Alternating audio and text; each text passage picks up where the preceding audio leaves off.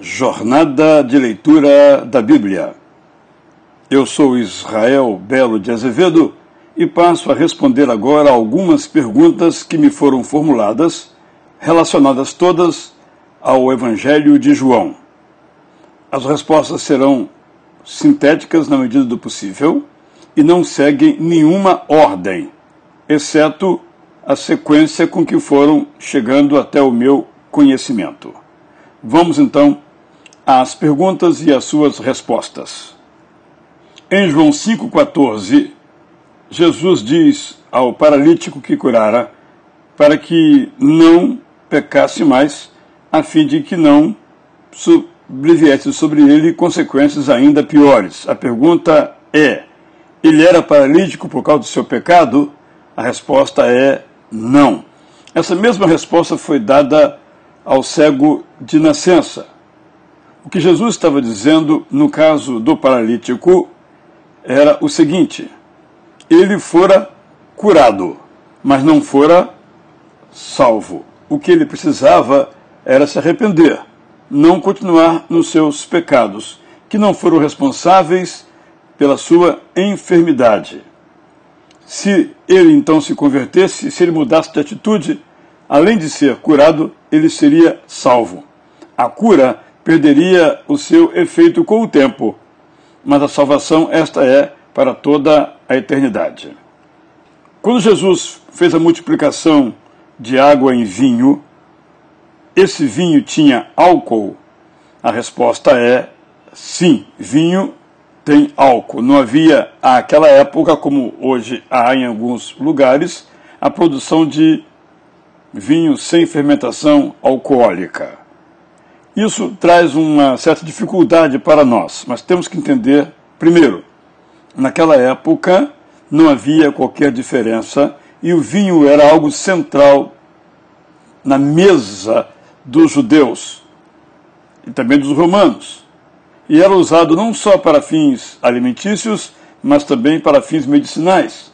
Por essa razão, inclusive, Paulo recomenda a Timóteo que tomasse um pouco de vinho para a dor no seu estômago.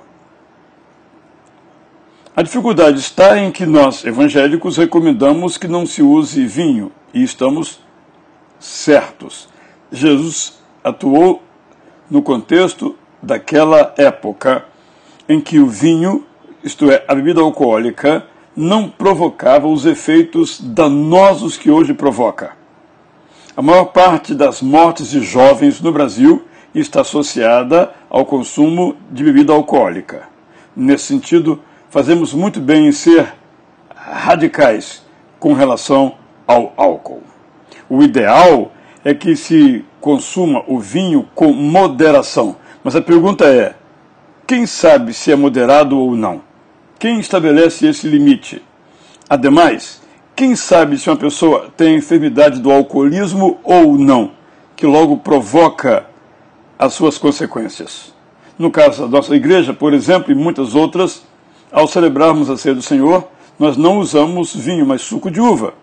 Imaginemos, por exemplo, alguém que tem uma enfermidade como o diabetes, ou alguém que está se recuperando do alcoolismo, chega, toma um pouco de vinho, aquilo pode ter efeitos danosos sobre a sua vida. Qual o motivo de os judeus não se comunicarem com os samaritanos, como lemos na história da mulher samaritana, no Evangelho de João 4, especialmente versículo 9? Quando houve a diáspora, ainda ao tempo do Antigo Testamento, primeiro os reinos chamados do norte, as 10 tribos, caiu. Tendo caído este reino, os seus habitantes, os israelitas, foram para o exílio. Depois caiu o reino do sul, composto pelas tribos de Judá e Benjamim. Bem, quando houve o retorno sob a liderança de Zorobabel, Neemias, Esdras, alguns não voltaram. Já tinham se misturado completamente na cultura babilônia e não retornaram. Mais tarde, no período que nós chamaríamos de interbíblico, alguns voltaram, mas voltaram com costumes Já não eram judeus, vamos dizer assim, puros, misturados etnicamente e religiosamente. Até mesmo o Antigo Testamento eles já tinham, com algumas diferenças, o chamado Pentateuco samaritano. Por isso, os judeus, os que eram então remanescentes das tribos de Judá e Benjamim, não reconheciam os samaritanos como judeus. Por isto, esta antipatia que era mútua. Que corpo era aquele que Maria Madalena não podia abraçar? Era um espectro? Era só uma aparição? Não sabemos com precisão, porque Jesus queria que não fosse abraçado. Mas aquele corpo, o corpo de Jesus, era completamente o corpo de Jesus. Tanto é que ele andava, depois voou. Tanto é que ele comia, mas passou por entre uma parede. Era um corpo glorificado. Talvez em função disto, para ficar bem marcada que agora era a pessoa, não do Jesus humano, mas do Jesus que tinha assumido de novo a sua condição divina completa, Maria não devia tocar no seu corpo, como ninguém deve tocar em Deus, no sentido bem objetivo da palavra. Nos lembramos de Moisés, quando ele viu ao Senhor no Monte Sinai, viu pelas costas. Possivelmente era uma maneira de Jesus afirmar a sua diferença, a sua divindade, o seu senhorio sobre todas as coisas. Por isso, então, esta recomendação. Nesse mesmo contexto, surge uma outra pergunta que vou colocar aqui nesse momento. Por que, quando Jesus se apresenta aos soldados na sua prisão final ali, eles caíram por terra quando ele declarou que era o Messias? Possivelmente aqueles judeus, entendendo que ninguém pode ver a Deus e sobreviver, perceberam que estavam diante do Messias. O Messias era Deus, esperado como tal, se revelando ao homem. Por isso, então, o seu grande temor, o seu susto, a sua queda, o seu salto para trás e a sua queda, era uma forma equivocada de reverência, de medo de Deus. A outra pergunta é sobre o novo nascimento. Gostaria que explicasse sobre o novo nascimento e também sobre aquela parte onde Jesus nos chama de amigos. Somos de fato amigos de Jesus, mas e quando pecamos, caímos em tentação, deixamos de ser amigos de Jesus? Então são duas perguntas. O novo nascimento é o dom da salvação que vem a nós quando reconhecemos que nós somos pecadores. Nicodemos, assim como eu e você, tinha nascido da carne. A sua mente era uma mente carnal. No entanto, quando o Espírito Santo gerasse nele um novo ser, um novo nascimento, ele seria guiado não mais por sua carne, mas pelo Espírito Santo de Deus. Todos aqueles que são meus filhos são guiados pelo meu Espírito, disse o apóstolo Paulo, citando a visão que Deus tem a nosso respeito no livro de Romanos, chamado o Quinto Evangelho. O novo nascimento, portanto, é viver do alto, é viver de uma outra perspectiva, é deixar o caminho que nós seguíamos, dominado pelo pecado, e seguimos por outro caminho, agora controlados pelo Espírito Santo de Deus. Isso nos ajuda a entender também a segunda parte da pergunta, que foi muito bem formulada no seu conjunto. Jesus também diz que não nos chamava de escravos ou servos, mas de irmãos, de amigos, de íntimos, de próximos. É assim que Deus nos vê. Nós somos membros da família, diz Paulo, né? Da família de Deus. Nós somos tão amados que somos introduzidos à família de Deus.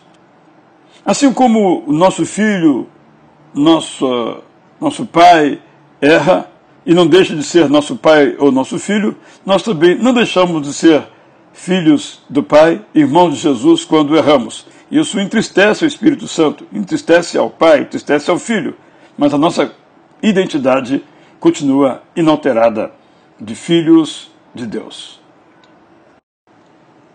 A outra pergunta vem de João 20, 22 a 23. E havendo dito isto, Jesus soprou sobre eles e disse-lhes: recebam o Espírito Santo. Se de alguns vocês perdoarem os pecados, são-lhes perdoados, mas se os retiverem, são retidos. A Igreja Católica interpreta este versículo como sendo uma autorização doutrinária para a sua prática da confissão auricular. No confessionário, o fiel admite o seu pecado e o padre, ali representando a Igreja, o perdoa. Não entendemos que seja assim. Entendemos que o recebimento do Espírito Santo era uma capacitação que tinham para pregar o Evangelho. A promessa está muito clara quando Jesus disse que eles seriam, então, cheios do Espírito Santo para pregar o Evangelho.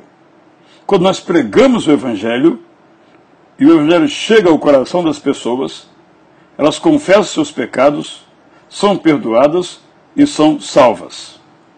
Então, se nós não pregarmos o Evangelho, nós vamos reter o perdão que está na propagação do Evangelho. A outra pergunta é sobre a identidade desse discípulo amado. Ele usa, o autor, que nós entendemos ser João Evangelista, esta frase. Então, quem era esse discípulo a quem Jesus amava? Trata-se de uma maneira figurada de dizer eu. O evangelista, em lugar de dizer eu, não quis se colocar no cenário da história e se referiu a si mesmo na terceira pessoa de uma forma enigmática. É curioso que o Evangelho, nem como nenhum dos outros, nomeia o autor. Isso é mais intrigante ainda aos nossos olhos, quando vemos que os chamados evangelhos apócrifos surgiram no século III e IV, até V, logo começam dizendo quem é o autor. Mas os autores canônicos, aqueles que de fato são inspirados por Deus, não têm essa menção.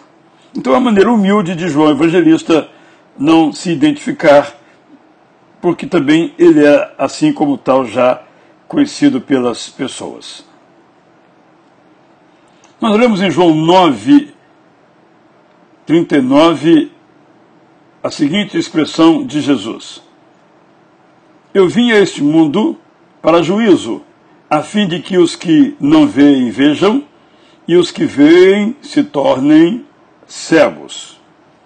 Jesus está aqui no diálogo com toda a cultura teológica judaica. Esse capítulo, antes e depois, permite a Jesus um debate teológico. Ele está dizendo o seguinte: ora, diante do meu ministério, que inclui os meus ensinos, vocês têm que tomar uma decisão. Não tem como ficar neutros, ou são a meu favor ou são contra mim. Se vocês querem continuar cegos sem ver, continuem. Mas se querem enxergar, eu sou a luz do mundo. Esse é o sentido, porque a história de Jesus não é apenas para a gente olhar, aplaudir, achar bonito. É para tomar uma decisão o que faremos da nossa vida. A outra pergunta tem a ver com o modo aparentemente grosseiro com que Jesus trata a Maria no capítulo 2, verso 3. As versões mais antigas dizem assim: mulher, que tenho eu contigo? As outras versões são um pouco mais suaves. O texto realmente é forte na nossa cultura, mas esse mulher aí não tem nenhum sentido negativo, pesado, desrespeitoso, como se fosse minha senhora. Era um tratamento generoso, não um tratamento grosseiro. O que tem a ver contigo, isto é, senhora, não chegou ainda a hora, isso vai acontecer. espera um pouco. Mas a forma de dizer é essa forma semítica antiga. A propósito, é muito interessante quando a gente está no Egito, na Jordânia, mesmo em Israel, e assiste a um diálogo sem entender em árabe ou hebraico entre judeus e judeus e, sobretudo, entre árabes e árabes. A impressão que nós temos é que estão brigando. Não, é só uma maneira de dizer, é uma forma de eles se expressarem, não tem nenhum conteúdo agressivo, de modo nenhum. Este é o caso. A outra pergunta, em João 6, 65 e 12, 40 e 19, 11a, dão a ideia, esses versículos, de uma predestinação. Bem, eu tratei desse assunto, a predestinação, longamente no meu livro O Plano e o Caminho, em que eu procuro conciliar as duas ideias. Neste caso aqui, especificamente, eu voltarei quando falar do caso de Judas. Não estamos falando aqui de predestinação, mas estamos falando aqui de uma visão do ministério de Jesus, que era uma visão para todos, não apenas para os judeus, mas para todos. É bom termos em mente essa perspectiva para que não haja nenhuma dúvida. Leio então o verso 65. Por causa disso aqui falei para vocês que ninguém poderá vir a mim se não for concedido pelo Pai. Qual era a concessão do Pai? O ministério de Jesus Cristo. Então, ele dizia, venham a mim, todos os que estão cansados e sobrecarregados. Ele não disse, venham a mim os que foram predestinados, venham a mim os que foram eleitos, mas todos os que se sentem cansados e oprimidos para que encontrem a liberdade. O outro versículo mencionado é o 12:40, que vou então ler para ficar bem mais evidente a indagação. Nós temos uma continuação sobre a incredulidade dos judeus e há uma citação do Antigo Testamento, especialmente de Isaías 6:10, cegou os olhos deles, endureceu-lhes o coração, para que não vejam com os olhos, nem entendam com o coração e se convertam, e sejam por mim curados. De novo aqui, repito, uma situação do Antigo Testamento, Isaías, não há nenhuma ideia aqui de predestinação, mas a ideia da nossa responsabilidade. Vejamos o caso do faraó. Deus endureceu o coração do faraó, mas o faraó continuou sendo responsável pelos seus atos. Tanto era que pagou o preço por isso. Esse aqui é um sentido que podemos entender como sendo aqueles que ainda, tendo visto, não creem, tendo ouvidos, não escutam, tendo olhos, não veem, porque não desejam, porque não querem, estão com a sua dura cerviz, o seu pescoço endurecido, não querem ver a clareza do Evangelho. Nesse caso aqui, não estamos diante de algo que poderíamos chamar de predestinação. Agora vejamos o outro texto citado, que é João 19:11. Pilatos, depois de advertir a Jesus, então ele ouve de Jesus o seguinte: o Senhor não teria nenhuma autoridade sobre mim se de cima não lhe fosse dada. Por isso, quem me entregou ao Senhor tem maior pecado. Quem é que me entregou ao Senhor? Judas. Ok? A autoridade de Pilatos lhe fora dada por quem? Por aquele que dá poder a todos os reis, príncipes, prefeitos, governadores, presidentes. O Senhor. É nesse sentido. Naquele momento, Jesus reconhecia que Pilatos tinha autoridade. Mas Pilatos precisava saber que a sua autoridade não advinha dele mesmo, mas advinha de Deus, que poderia tirá-la em qualquer momento. Este é o sentido, portanto, aqui desse texto. É por isso que mais adiante nós encontramos no Novo Testamento a orientação para que oremos pelas autoridades, em função de, sendo elas boas, nós teremos também vidas boas. Deus não encarregou aquela pessoa, Pilatos ou prefeito ou governador X, especificamente, mas é a ordem do poder, a ordem temporal. Antigamente os teólogos chamavam de a ordem da espada e a ordem do espírito. A outra pergunta tem a ver com a afirmação de Jesus, mais de uma vez, que se pedirmos algo ao Pai em nome dele, Jesus, coisas grandes aconteceriam. E a pessoa então comenta, na prática não é bem assim, nem tudo que pedimos é atendido. Entendo que nossos desejos têm que estar alinhados aos do Senhor para tal coisa, mas Jesus enfatizou tudo o que pedirem, e não algumas coisas que pedirem. Me ajude, pede a pessoa então, nesta dúvida. Nesse mesmo texto, Jesus diz que nós ainda faremos coisas maiores. Eu recomendo a você, se puder, leia um sermão meu sobre isto, que está publicado no meu site, prazerdapalavra.com.br. Se não encontrar, você pode mandar uma mensagem especificamente que eu vou lhe dar esse texto para a sua reflexão. Então, voltemos aqui à pergunta. Disse bem a pessoa. Eu acho que o texto que nos ajuda a entender claramente isto é a oração de Jesus no jardim do Getsêmani, quando ele disse: eu quero muito não morrer, contudo não seja feita a minha vontade, mas a tua vontade. E submeteu a esta vontade. Então, as nossas vontades, que nem sempre são boas, perfeitas e agradáveis, têm que estar alinhadas, para usar a expressão aqui da pessoa que pergunta, à vontade do Pai, esta sim, boa, perfeita e agradável.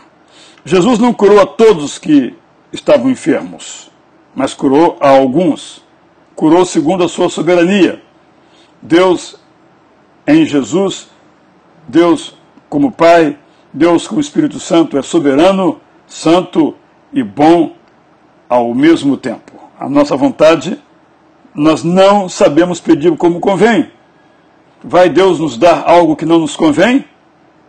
Penso que isso nos ajuda a entender bem esse contexto. A ênfase aqui de Jesus era a fé, que as pessoas tivessem fé, se firmassem na fé. Está bem evidente no Evangelho de João a quem devemos adorar, senão um Deus trino, Pai, Filho e Espírito Santo. Qual seria a forma mais amorosa de evidenciar para aqueles irmãos que tendem a perder o foco no Deus trino, como Filipe no texto? Esta é a pergunta. De fato, a doutrina da Trindade, expressão que não está na Bíblia, traz muita dificuldade às pessoas.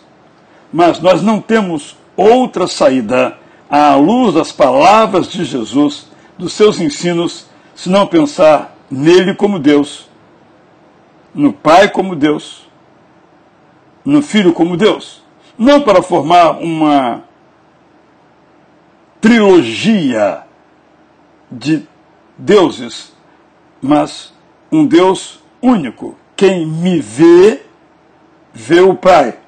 Quem me vê, não vê outra pessoa, vê o Pai. Quem vê o Pai, não vê outra pessoa, vê Jesus. São três em um. Penso que a melhor maneira de tratarmos esse assunto amorosamente é pedir à pessoa que leia com cuidado o Evangelho, sobretudo o capítulo 1, o prólogo trinitário por excelência. Temos ainda algumas outras perguntas. Por que os discípulos eram tão duros de coração? Tantas foram as maravilhas que Jesus fez diante deles. Bem, essa pergunta só os discípulos poderiam responder. Mas Jesus mesmo disse que nenhum profeta é honrado na sua própria terra. Nem todos compreenderam aquilo. Nós vemos isso que, inclusive, já do Jesus ressurreto, mesmo ali, alguns ficaram na dúvida o que estava acontecendo. É a natureza humana. No capítulo 17, verso 8, em sua oração, Jesus intercede pelos seus discípulos. e pede que fossem conservados no seu nome. Jesus está aqui afirmando a sua presciência? Sim, também. Ele sabia o que aconteceria com os discípulos, também conosco, por isso pede, ora, intercede por eles. E no capítulo 17, verso 18, e no capítulo 17, verso 26, aqui a pergunta, eu lhes fiz conhecer o teu nome e lhe o farei conhecer ainda. Isso, então, quer dizer que a vida cristã se consolida na medida que nós conhecemos mais a Cristo? Sim, há um progresso espiritual. Essa é exatamente a ideia presente no texto. Há ainda duas perguntas a serem consideradas. Há uma aparente discordância entre os evangelistas sobre a purificação do templo. João coloca essa purificação logo no começo do ministério de Jesus e os outros colocam no final. Há duas soluções para esse problema. O primeiro é que foram duas purificações. Jesus, segundo o relato de João, esteve 3 vezes em Jerusalém. A outra solução é entender que João puxou a história para a sua primeira ida, sem mencionar que era a primeira, obviamente, para mostrar dramaticamente a natureza do ministério de Jesus. Juntou isso com o milagre de Caná, mostrando claramente, então, a que viera e o que pretendia fazer. Nesse caso, João, e é verdade, não está preocupado com uma sequência cronológica. João não faz um livro de história narrativa cronológica, mas faz um livro de história poética teológica. Qualquer caminho que você escolher, fará uma boa escolha. A outra indagação é se Judas foi responsável pelos seus atos, uma vez que ele era filho da perdição. Como mencionei anteriormente, isso tem a ver com a mesma indagação com relação a Deus endurecer o coração de Faraó. O fato de ele ser filho da perdição não é no sentido de que ele nasceu predestinado a ser esse filho, mas por sua escolha se tornou este filho da perdição. Alguém ponderou que isso já estava também no Antigo Testamento, já estava profetizado, então não teria que se cumprir? Estava profetizado, teria que se cumprir, mas todas as profecias se cumprem em atos voluntários, em decisões pessoais dos que participam da história. Profetizar não é determinar, é antever. Dito isso, posso reafirmar então que Judas teve toda a responsabilidade, foi advertido, poderia não fazer aquilo. Mas se ele não fizesse, Jesus morreria.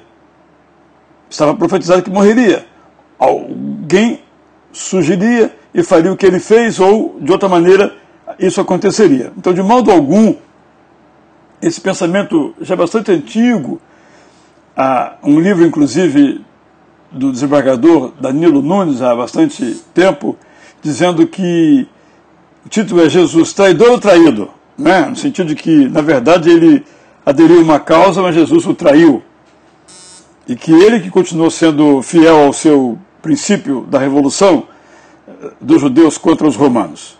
Uma outra linha de raciocínio. Então, voltando aqui ao nosso principal ponto, Judas não foi predestinado, mas profetizado, que seria filho da perdição. E isso penso que esclarece bastante as coisas. Muito obrigado por sua atenção em ouvir as respostas, algumas que não eram do seu interesse, outras são. Para a próxima estação, você então formule as perguntas que eu, ao final, também procurarei, se Deus me permitir, responder. Eu sou Israel Belo de Azevedo.